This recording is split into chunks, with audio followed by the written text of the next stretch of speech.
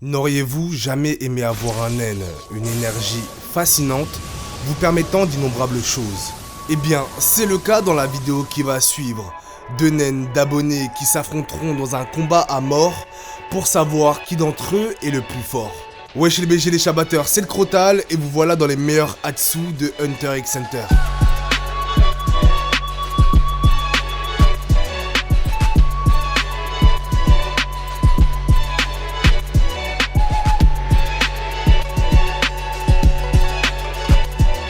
Dans la nuit du 22 août, la veille d'un combat nommé l'affrontement prophétique, 3 hunters se sont réunis pour parler d'un des participants.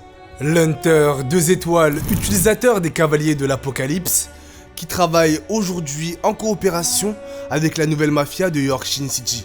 Se nommant sur le site de l'association The Gamer 6941, nos 3 personnages ne tarderont pas à trouver son véritable nom. Et une fois chose faite, ils utiliseront une capacité. Bibliographie du naine de la matérialisation.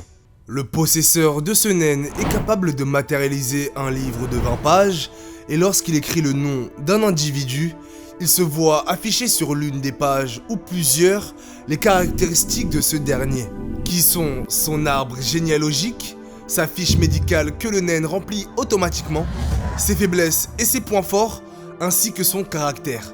Par contre, si le bouquin n'a plus de pages, ce sera lorsque 4 h du matin aura sonné qu'il pourra en recréer un. Et ça tombe bien car il est maintenant 4 h.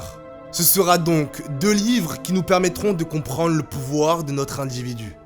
Le Hatsu, cavalier de l'Apocalypse, est un naine de la matérialisation.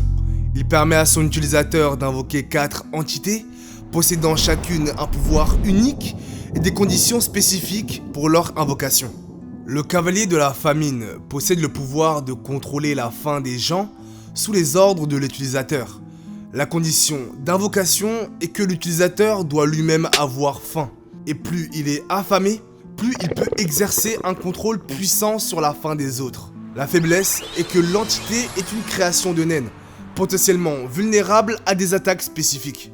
Il peut guérir cette plaie qu'est la faim, mais aussi l'accentuer selon son bon vouloir. Le cavalier de la maladie possède le pouvoir de transmettre pathologiquement une quelconque maladie selon sa dangerosité. La condition pour l'invoquer est que l'utilisateur doit lui-même être malade et avoir une connaissance approfondie des maladies qu'il transmet. La faiblesse de cette entité est qu'elle cause la maladie de l'utilisateur lui-même. Il peut donc invoquer des maladies, oui, mais non mortelles pour lui. Le cavalier de l'Apocalypse de la guerre possède le pouvoir de combattre pour l'utilisateur en fonction de la gravité des blessures reçues. La seule et unique condition pour l'invoquer est de soi-même être blessé. La faiblesse de ce cavalier est en fait une force, car plus vous êtes amoché et plus il sera renforcé, malgré que vos blessures ne se régénéreront pas. Quant au cavalier de la mort, il est basé sur un naine post-mortem. Il aura besoin de votre dernière volonté pour pouvoir agir de son propre chef. La condition d'invocation étant en fait la faiblesse, car elle nécessite votre mort. Nos 3 personnages, étudiant ce que la capacité bibliographie pouvait bien leur apprendre, Hatsu permettant la collecte d'informations, mais aussi modification de ces dites données, grâce à un crayon et une gomme, toutes deux matérialisées par l'utilisateur. Après concertation, ils décideront que 20 minutes avant le combat, ils ajouteraient une caractéristique à notre utilisateur des cavaliers de l'Apocalypse. Vous voilà au Millennium Stadium Baseball, lieu où 2 participants, 2 hunters 1 étoile, s'affronteront. Après une brève entrevue entre l'utilisateur de bibliographie disant au possesseur du Hatsu de Tarot of Joke que ça avait été fait, que nos participants apparaîtront dans l'arène. L'affrontement entre nos 2 participants aurait dû se passer le même jour que celui de Kuroro Lucifer contre Hisoka. Mais dû au gradin et au terrain détruit, notre affrontement se déroulera donc dans un endroit précaire, mais qui peut pourtant accueillir 200 000 personnes. Le Millennium Stadium Baseball est un terrain en forme de losange, avec une superficie de 27 mètres, 43 cm de côté entre les bases qui le composent. Et ce combat aura lieu entre 2 hunters dont les prophéties se révèlent souvent vraies. Ce duel est donc présent pour définir qui possède les meilleures prédictions. L'utilisateur des Cavaliers de l'Apocalypse étant au poste de lanceur et l'utilisateur de Tarot of Joke au niveau de la base numéro 2, c'est ainsi que le coup d'envoi sera donné par l'arbitre. Et après que cela aura été fait, il succombera, notamment par l'apparition du Cavalier de la Famine. Notre clown ripostera en un jeté de cartes pour prendre la fuite par la suite. Notre hunter mafieux se retrouvera avec la vue troublée. C'est ainsi que notre participant utilisera son Hatsu et qu'il sortira une carte composant son paquet de tarot. Tarot of Joke est un naine de la spécialisation. Basé sur les cartes de tarot, il permet à son utilisateur, une fois qu'il a tiré une carte aléatoirement, de déclencher un effet différent selon la carte tirée. L'utilisateur bénéficie donc grâce à cela d'un large éventail de résultats, aussi bien offensivement que défensivement. Mais vous êtes devant le fou en personne. Il aura donc pioché cette carte avant même que le combat ait commencé. Plus précisément, 20 minutes avant. Et ça, grâce au naine bibliographie, où il se trouve, ayant modifié une certaine information par rapport à son naine, disant que quoi qu'il arrive, la première carte qu'il piochera sera le faux.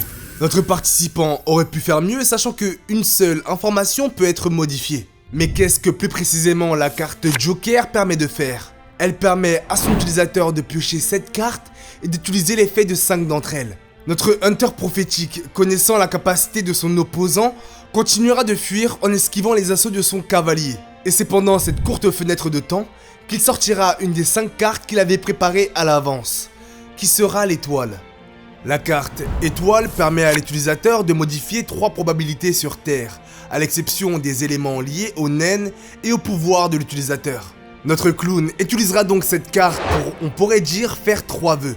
Le premier vœu sera que tout ce qui est dans son estomac est digéré instantanément pendant les 24 heures qui suivent la formulation du vœu. Le deuxième vœu sera de faire en sorte que chaque bébé tortue atteigne la mère après leur naissance, toujours pendant 24 heures pour respecter une sorte d'équilibre.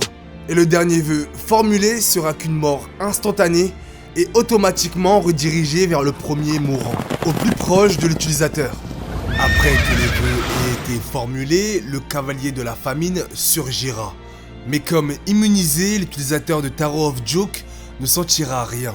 Pas de famine immense alors qu'il se trouve dans la zone d'influence du cavalier. Et alors que notre clown était sur le point de piocher, son adversaire se fera vomir, amplifiant le pouvoir du cavalier de la famine.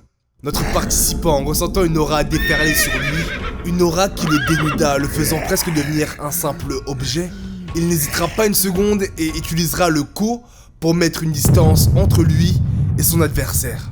Son attaque ne sera pas aussi puissante que celle d'Ovogin, mais lui permettra une seconde fuite, s'élevant à près de 7 mètres. En dehors de la zone d'influence du cavalier, notre pâle imitateur de Hisoka sortira une carte de sa veste qui sera le jugement qu'il activera. Jugement donne de la chance ou de la malchance à l'utilisateur en fonction de son utilisation de son naine sur Terre. Et de par son vœu numéro 2, il recevra de la chance, ce qui lui permettra de repiocher. Et au moment où il verra la carte de la roue de la fortune, une aura apparaîtra, celle du cavalier de la guerre.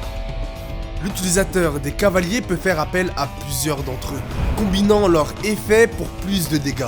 Et cette chose marche de la sorte. Une zone d'influence bien définie pour chaque cavalier représentera le périmètre d'attaque de ces derniers. Et l'envergure de ces zones est dictée par le cavalier de la mort, attendant que son utilisateur succombe pour pouvoir agir. Et lorsque notre hunter 2 étoiles souhaitera faire apparaître le cavalier de la maladie, il n'y arrivera pas, malgré qu'il sait avoir ingéré un aliment devant lui donner une intoxication alimentaire. Et cela s'explique par une chose, le naine bibliographie qui aura modifié 20 minutes à l'avance une particularité physique de notre combattant. Et la modification aura été de renforcer ses anticorps, empêchant toute maladie d'agir. Ayant compris qu'il aura été saboté, il commencera à prendre au sérieux ce combat, en voyant le cavalier de la guerre attaquer de front notre hunter 1 étoile. Et alors que depuis le début du combat, notre hunter mafieux ne bougeait pas, en envoyant ses 2 cavaliers à l'attaque, lui-même commencera à riposter. Comprenant ce qui se trame, notre fou arrêtera de réfléchir et la carte sur laquelle il tombera sera la roue de la fortune. Cette carte permet tout simplement à l'utilisateur de piocher une seconde carte. Et croyant en l'âme des cartes, il tombera sur celle qu'il voulait, l'Empereur. Empereur permet à l'utilisateur de choisir une personne ou une créature vivante qui obéira à un seul de ses ordres. Et alors que l'objectif de notre utilisateur des cartes de tarot était de contre-manipuler les bêtes de naine, lorsque le cavalier de la guerre se retrouvera devant lui et qu'il lui formulera un ordre, cet ordre ne marchera pas et à ses dépens. Un des bras de notre fou aura volé, arraché par l'arme de la bête de naine. Car chacune d'entre elles découle en réalité du cavalier de la mort. Et donc, toutes les créatures de naine sont en réalité mortes, ce qui rend les effets de sa carte inefficaces. Mais toutes les attaques que peut porter le cavalier de la guerre ont pour but de tuer son adversaire. Le fait que ce ne soit qu'un bras qui ait été pris dans l'attaque est dû à un naine, Jacadi.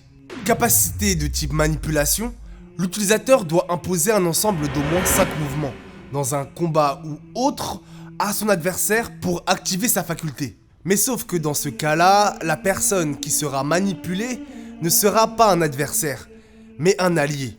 Et donc, tout l'aspect dégage et des contraintes que pourrait posséder Jacadi disparaît car notre individu aura consenti à être manipulé. Et le type de manipulation souhaité par notre fou est l'hypnose. Chose possible avec Jacadi si vous ne suivez pas les 3 gages imposés après avoir consenti à la manipulation.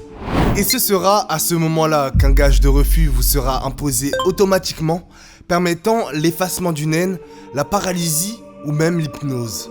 L'utilisateur du Hatsu de Jacadi se voit bénéficier d'un bonus au choix, comme la guérison ou un boost de naine, tandis qu'une créature de naine nommée Gage Master, sous les traits d'un chat cyclope en costume d'arbitre, vous suivra pour assister au bon déroulement des règles du jeu. Bête de naine se rapprochant de celle de Knuckle auprès du manipulé.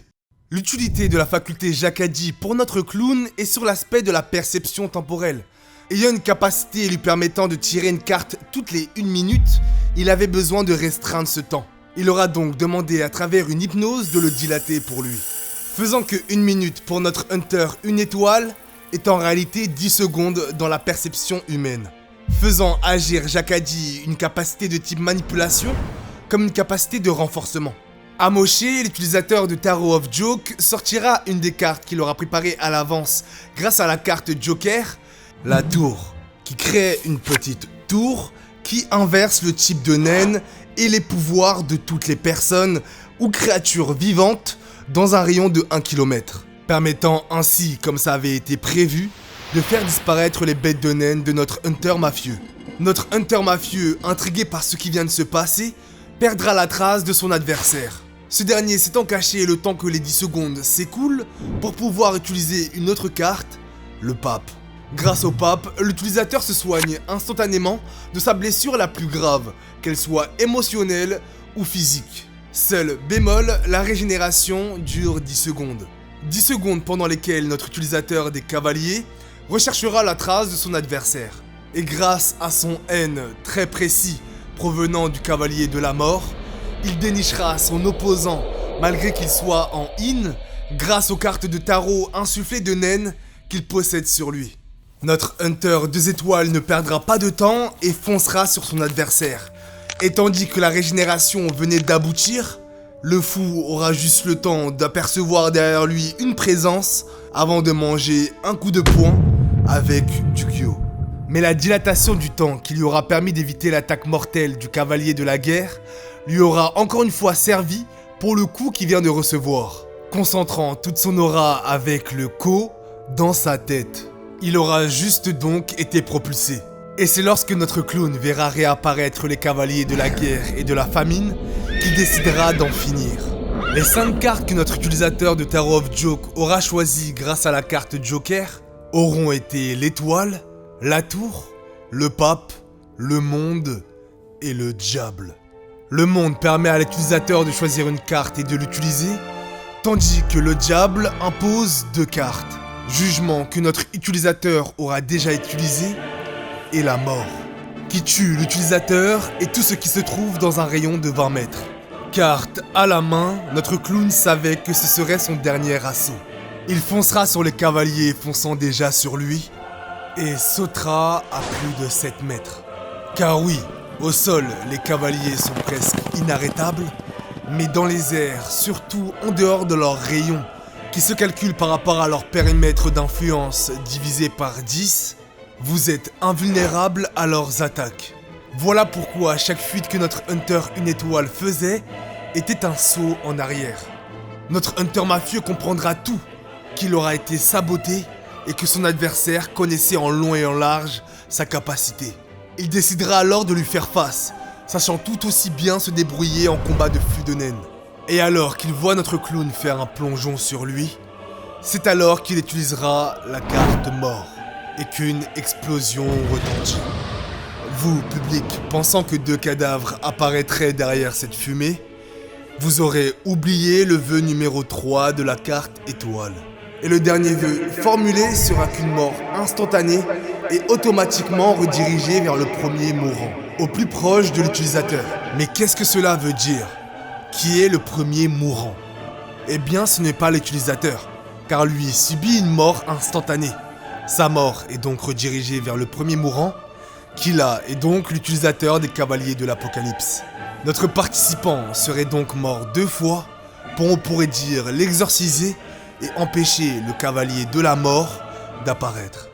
Mais alors que notre clown pensait avoir gagné, il sentit un haine derrière lui qu'il n'avait jamais senti avant.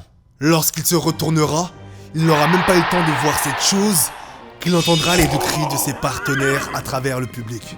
Le Gage Master qui était à ses côtés disparaîtra. C'est à ce moment-là qu'il comprit que le cavalier de la mort était finalement apparu. En voyant une aura presque divine s'approcher de lui, il n'hésitera pas à utiliser la carte monde pour utiliser Hermite, lui permettant de s'échapper, apparaissant sur une île pour le moins loufoque. J'espère que la vidéo où vos naines s'affrontent vous aura plu.